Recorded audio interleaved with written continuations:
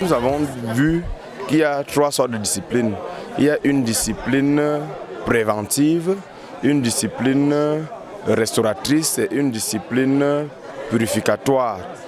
Et dans l'exercice de la discipline, il y a certaines choses qui doivent être faites pour que la discipline soit effective. Et dans notre église, comme nous avons beaucoup insisté sur la discipline judiciaire, nous avons montré les degrés de sanction à infliger aux offenseurs. La discipline est donc ce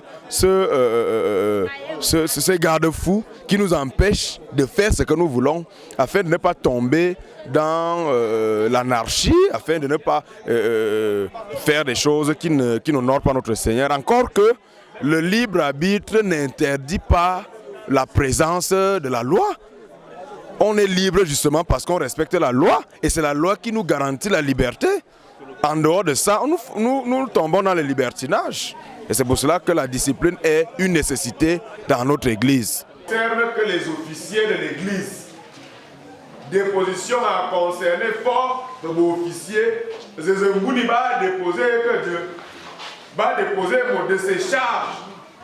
Vos officiers à quelqu'un qui viennent là, le diacre.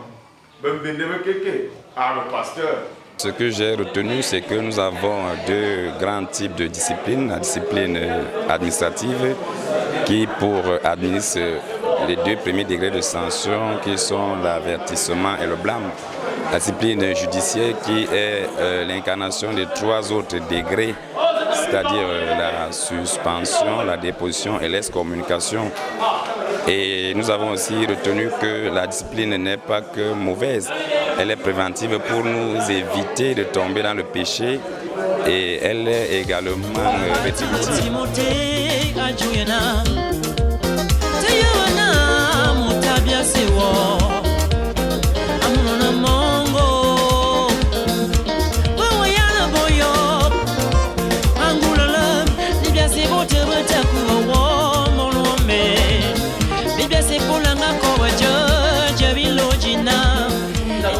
Le peuple d'Israël qui sort de la captivité, preuve de la désobéissance, preuve de leur rébellion, preuve de toute la corruption qui était la leur, est l'expression de ce qu'ils prenaient eux-mêmes l'engagement de commencer à faire ce qui est nécessaire, ce qui doit être fait selon l'alliance qu'ils avaient établie avec le Seigneur, c'est-à-dire ils avaient décidé d'être justes.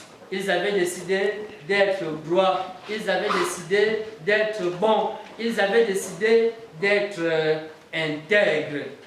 Et ce n'est donc qu'à partir de ces conditions-là et de cette résolution que le Seigneur va accorder lui-même le bonheur et que leur terre donnera du fruit. Le chrétien, en réalité, aujourd'hui, et surtout le jeune, puisque nous sommes à la Japé, doit, n'est-ce pas, toujours regarder au Seigneur en tout temps, en toute situation, faire recours, une introspection afin de pouvoir voir d'où il vient, là où il se trouve et pour envisager, n'est-ce pas, un avenir qu'on veut prospère, un avenir qu'on veut joyeux. Et ceci n'est possible que si la relation verticale entre l'homme, le chrétien, le jeune chrétien, de la Japé, du consistoire, la fête du Subiabou et Dieu, si cette relation est vraiment entretenue, si elle est soignée, ça va permettre aux uns et aux autres de mieux se comprendre, de se supporter,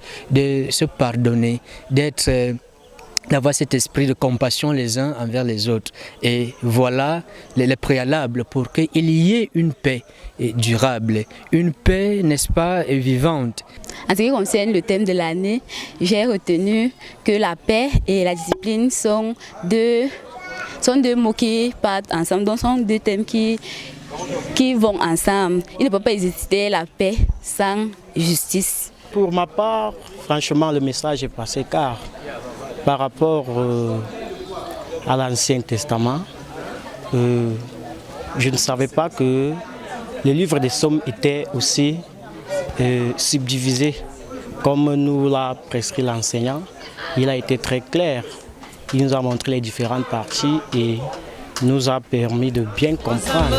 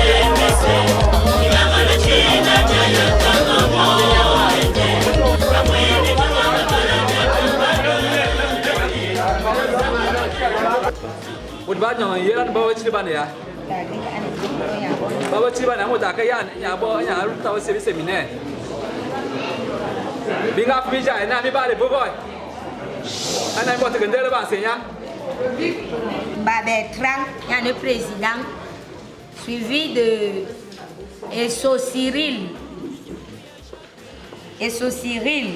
atelier des secrétaires, présidente Le Mariella, suivi de Eman Marino. En fait, tous les secrétaires font partie de cet atelier des secrétaires. Pareil pour tous les animateurs. Donc, il y a les têtes de liste. Mais tous les animateurs font partie de l'atelier des présidents. Tous les secrétaires de l'atelier des secrétaires. Pour les finances, on dit allô, président du comité finance.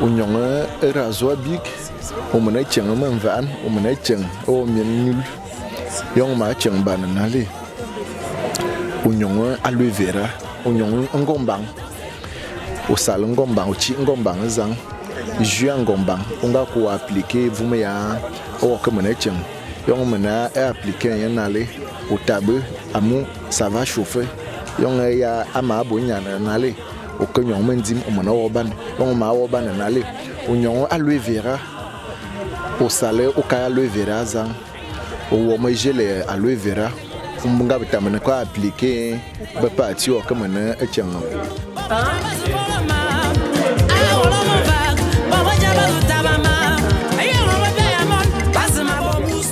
Il était question ici de donner les outils aux différents animateurs pour mieux écrire les rapports qu'ils doivent présenter à leurs organes, à leur hiérarchie et à leur juridiction.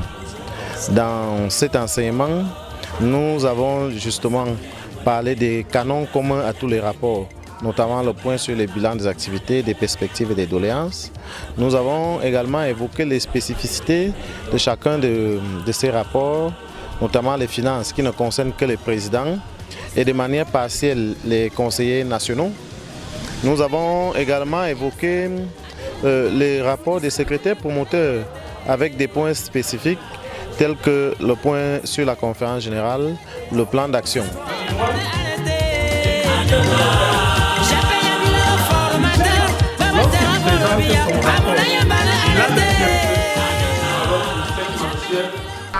Je voudrais de prime abord dire que notre église est une église organisée et bien structurée.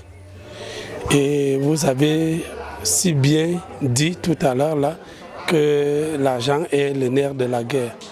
Il faut que notre association issue de notre église sache gérer les fonds issus de cette association. Il faut donc qu'on apprenne aux jeunes comment est-ce que nous faisons les encaissements ou alors comment est-ce que nous recouvrons l'argent et comment cet argent doit être décaissé. On a mis l'accent sur comment est-ce qu'il fallait gérer les finances de leur groupe d'organisation, de leur session, de leur famille même. on est arrivé à la conclusion que pour que la gestion financière soit bonne, il faut qu'on se dote, qu'on planifie tout ce qu'on fait. On a conseillé à cette jeunesse que chaque paroisse devrait en principe avoir sous le tableau d'annonce de sa paroisse la planification de ses activités. Ça devrait être affiché. Et lorsque les activités sont bien planifiées, les finances qui vont avec sont clarifiées. Il est plus difficile à un responsable, entre guillemets, d'arriver à une faute de gestion parce qu'il sait clairement là où il va, parce que tout est planifié. Je voudrais revenir sur la décharge. C'est vrai que notre règlement intérieur n'en fait pas grand cas, mais en tant que financier de profession, j'ai voulu insister sur la décharge. Pour prendre un cas simple, d'un président paroissial qui a versé de l'argent auprès du comité des finances, comme le voudrait notre règlement intérieur. Le comité des finances ne délivre pas des reçus. Comment est-ce que le président va justifier cette dépense auprès de son organe? Alors là, il va bien falloir que le comité des finances ou le comité Saint-Sacrifice, qui a fait le comité Saint-Sacrifice selon les organes, parce que le comité Saint-Sacrifice intervient à partir de la chapelle, intervient à la chapelle. Comment est-ce que le président va justifier cette dépense? Il faut bien que, avant que le trésorier ne lui fasse un reçu, que le comité et que le président ait au moins une décharge. Et je dis, partant de ma formation de financier, que la décharge est très importante dans notre église, beaucoup plus dans notre association. Parce qu'en réalité, la gestion d'un groupe n'est pas l'affaire du seul responsable, l'affaire du seul président, mais de tout le groupe. On a fait quelques team building qui leur permettent d'agir en équipe, qui leur permettent de regarder la même direction. Parce que pour qu'il y ait bonne gestion financière et matérielle, il faut que les jeunes soient eux-mêmes présents. Il faut que le président applique à la lettre ce qui a été décidé, le plan d'action qui a été formulé à la rentrée. Et pour ce faire, il faut que les jeunes soient là pour l'accompagner, parce que le président n'a pas de président sans jeunes. Le groupe est constitué du leader qu'ils ont voté et d'eux. Et ensemble, ils font le budget, ensemble, ils font la planification. Ensemble, ils gardent le matériel, ensemble, ils gèrent le matériel.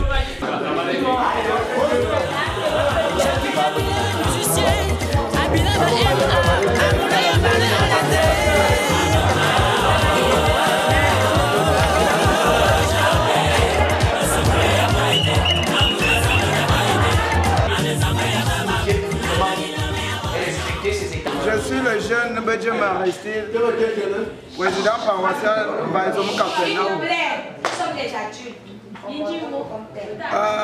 Pasteur Massile Sili, on bien Sili Sili, on dit bon, on a un injamdoui. On a un bon mot de feu. Yako Yalan, Abraham Yalan, et Fia Jamena face au Kovajo polygamie. Parce que d'ailleurs, on a la Bible dans la polygamie. Femme est une bonne nommée à Mingawa, Kalata, Jonale. Ainsi, le monde n'a pas de Zimba, Luminga, ni Biamon, ni Biabon, Minga Biabon. Il m'a investi.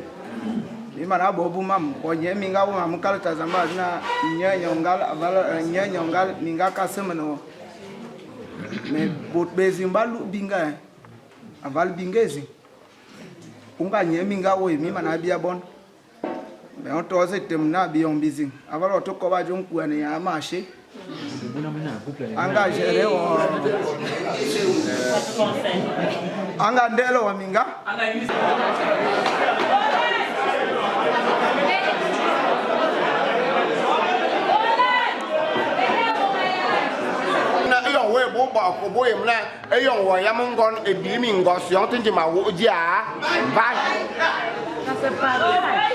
wonga abuna otomo nala te akumbe duna eyo minto alu te beta bon soy amubia be sebineva mutasa yemna ngobi ma ason me wo mintai jacob mama kala ke ku ojan ma e wo jom ajute wa yana kate mutumi mitona ena mo wo fame eyo bia ma bo mesi bo mesa.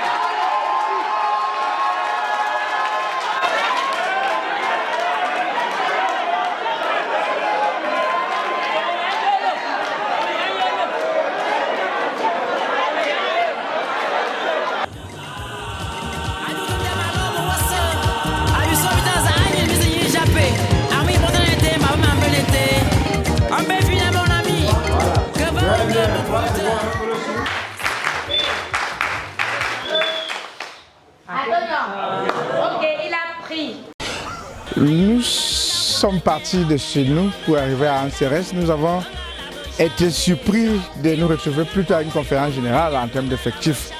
Et nous sommes satisfaits déjà au niveau de la participation, du taux de participation des jeunes. Bon, les enseignements, on est encore en train de les suivre, on fera le bilan une fois que tout sera terminé.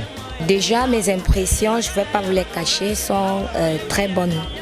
Pourquoi? Parce que je constate déjà de la part des séminaristes qui sont très disciplinés. Et depuis, les enseignements vont bon train. Les enseignants sont éloquents. Je le dis sans risque de me tromper. Et parce qu'ils captivent très bien leur auditoire. Les jeunes sont intéressés. On est obligé parfois d'arrêter parce que les questions fusent, les interventions fusent de part et d'autre. Le CRS se passe bien, les enseignements sont édifiants et les jeunes sont engagés à recevoir ces enseignements. Pour le moment, je pense que nous avons relevé le défi, déjà celui d'organiser déjà notre CRS. Et je pense que jusqu'ici, nous tenons le bon bout.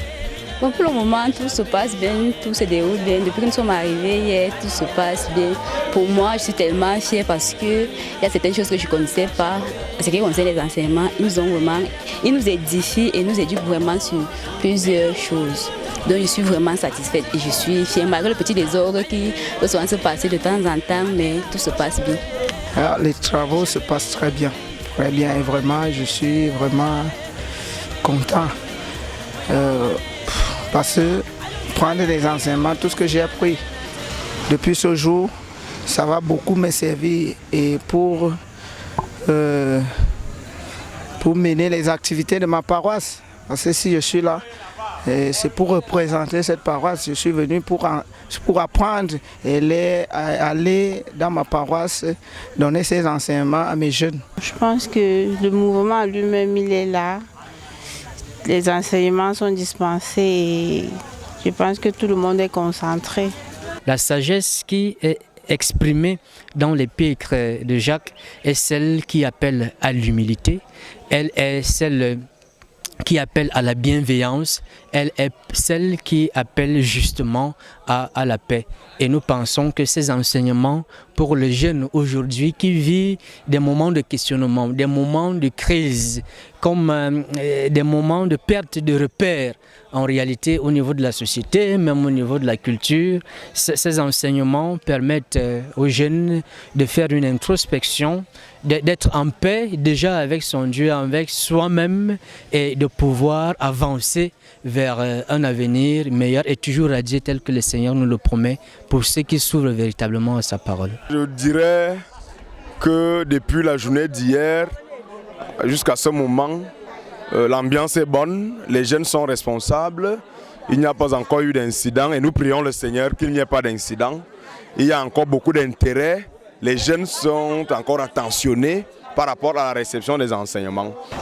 Nous avons fait confiance à une équipe, le comité formation, et nous sommes jusqu'ici satisfaits de la qualité des enseignements, la qualité des enseignants et la qualité même du suivi des apprenants, parce que nous constatons une relative discipline pour ce qui est des apprenants Ils sont assez disciplinés, ils sont assez assidus, ils sont assez éveillés.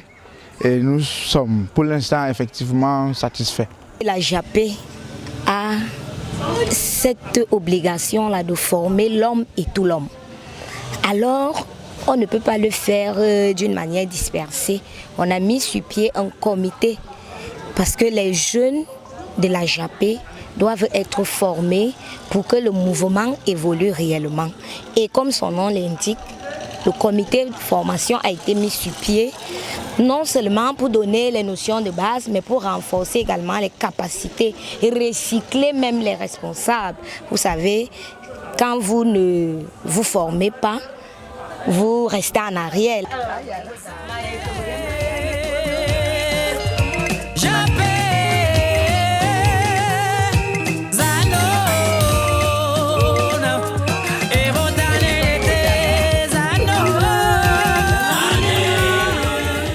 Nous avons commencé par présenter les généralités de la culture du manioc. Et bien entendu, l'enseignement était sur l'itinéraire technique du manioc. Il nous a paru nécessaire de commencer par le choix du site où nous avons dit que c'était des jachères et le sol devait répondre à certains critères. Maintenant, après ce choix du site, il fallait également la technique, soit labour, soit but, généralement utilisée dans la région du sud. Et maintenant, il fallait prélever le matériel végétal, où nous avons bien entendu dit qu'il faut prélever ce matériel dans les champs qui sont opérationnels. Il fallait faire maintenant un petit sarclage et un binage. Généralement, c'est le mois de mai qui est indiqué. Et à partir du mois de juin, il est prévu le butage. Et bien entendu, sur le matériel végétal, nous avons insisté sur la longueur de la bouture, 25 à 30 cm.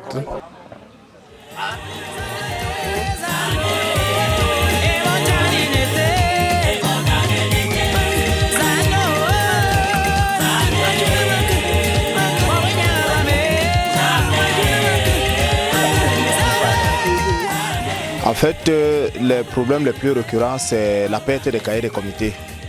Et puis, ceux qui sont chargés de travailler dans ces comités n'y font même pas d'abord leur travail. Donc c'est ce qui donne le fil à retordre au secrétaire paroissial lorsqu'il doit faire son rapport des minutes. Il faudrait donc que chaque membre, chaque président de comité avec ses membres puissent faire leur travail, remplir les cahiers et les déposer à temps pour que le secrétaire ou la secrétaire puisse aussi les remplir, les exploiter en fait. Oui, les problèmes que les jeunes posent, qu'ils rencontrent dans leurs différentes chapelles et paroisses sont fondés et sont très à prendre au sérieux.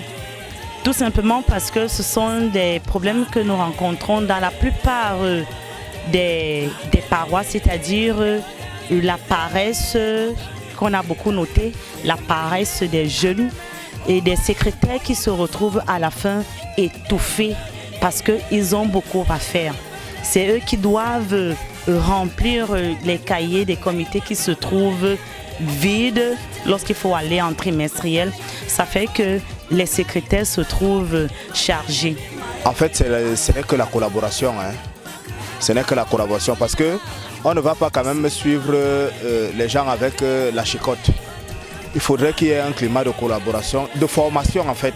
Parce que je me suis rendu compte qu'il y a certaines personnes qui fuient certains travaux parce qu'ils n'ont pas été formés. D'autres, c'est vrai, il y a la mauvaise foi, mais ce qui est le plus important, c'est la collaboration. On a certaines personnes qui ne s'y connaissent pas dans le travail, mais qui ont honte de venir demander, de se rapprocher de ceux qui connaissent déjà le travail pour que cela soit facile pour tout le monde. Nous avons évoqué plusieurs problèmes comme le fait que nous ne soyons pas soutenus par nos présidents. C'est-à-dire, nous sommes carrément délaissés. C'est-à-dire, ils nous confient tout le travail, ils ne nous assistent pas comme le signale notre règlement intérieur qui nous dit que la secrétaire doit être assistée par son président. Voilà un peu quelques problèmes que nous rencontrons en tant que secrétaire qui ont été évoqués et déjà des esquisses de solutions ont déjà été données pour relayer ces problèmes. Une solution que nous, les secrétaires, harcelions un peu nos présidents. Ça veut dire qu'on mette un peu la pression à nos présidents, qu'ils sachent que le travail que nous avons à faire ne doit pas seulement découler de nos efforts à nous en tant que secrétaires, mais qu'ils essayent de mettre de la pâte, la main à la pâte.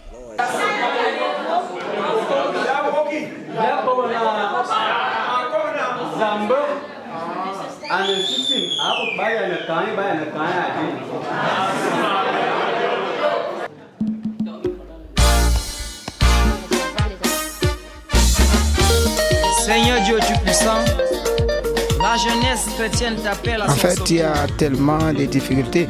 On a être serviteur de Dieu et dirigeant d'une association. Tu es appelé à rencontrer tellement de difficultés. Il y a tellement de difficultés.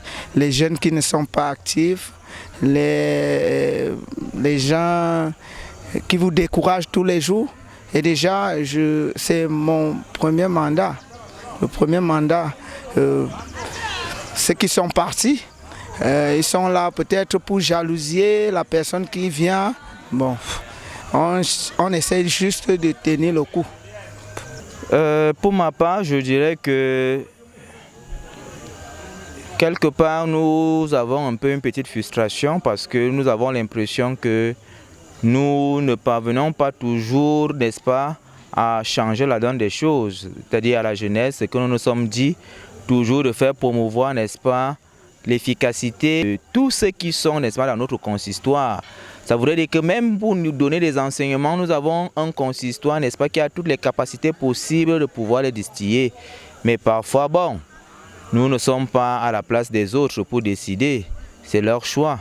Mais jusqu'ici, je pense que les enseignements qui ont été dispensés, cela pourra nous aider et aider aussi ceux qui sont nos cadets, n'est-ce pas, à pouvoir solidifier, n'est-ce pas, les acquis de notre consistoire. On a des outils, on a des documents, on a les règlements intérieurs, on a même la constitution de l'EPC, on a des guides, on a beaucoup de documents qui peuvent nous édifier au sein de la JAP. Mais généralement, ce que les jeunes font, c'est quoi? Ils attendent que, comme l'autre a dit, ils oublient que même celui qui est haut placé, celui qui est haut responsable de la JAP peut se tromper sur un certain nombre de choses. Alors, jeunes de la JAP, prenons nos documents, lisons-les. Là où nous ne comprenons pas, approchons un jeune et posons-lui des questions. Ça pourra nous aider, ça pourrait éviter la navigation à vue, ça pourrait éviter même qu'on nous mente. Parce qu'on a eu des grands frères qui nous disaient « Est-ce que tu étais à tel synode quand nous sommes allés en 1994 ?» Quand lui te dit ça, tu comprends tout de suite que tu n'étais pas là-bas. Directement, tu appliques, même s'il t'a donné une faute, il t'a dit peut-être que l'objectif de la JAP, c'est boire le vin.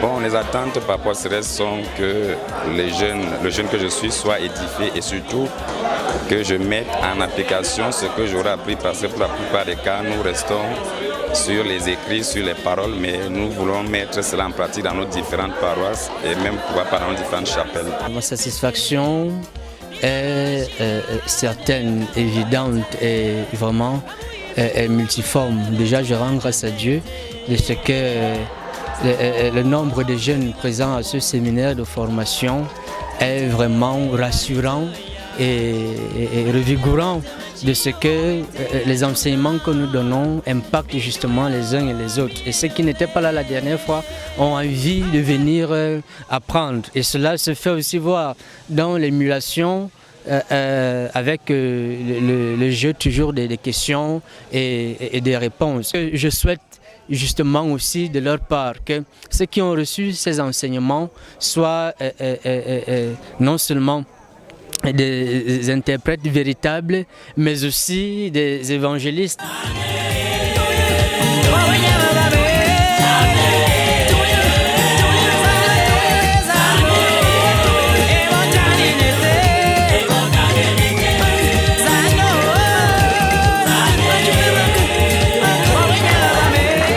Je suis sur une très bonne note. D'ailleurs, j'ai trouvé beaucoup de jeunes. C'est-à-dire, s'il faut affecter un chiffre, ils dépassent 300 à 400 jeunes, c'est une très bonne chose. Ils sont conformément en tenue.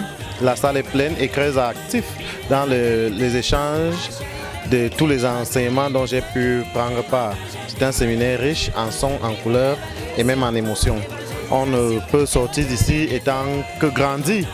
Lorsque on voit comme ça, on a envie de copier ce qui est bien et de ramener chez soi pour mobiliser aussi les jeunes à apprendre, car la Bible dit celui qui cesse d'apprendre doit aussi cesser d'enseigner, et que surtout le peuple de Dieu périt faute de connaissances. La Japelle, c'est toute une vie, c'est une école, c'est une église, c'est une famille, c'est toute une vie, comme je l'ai dit.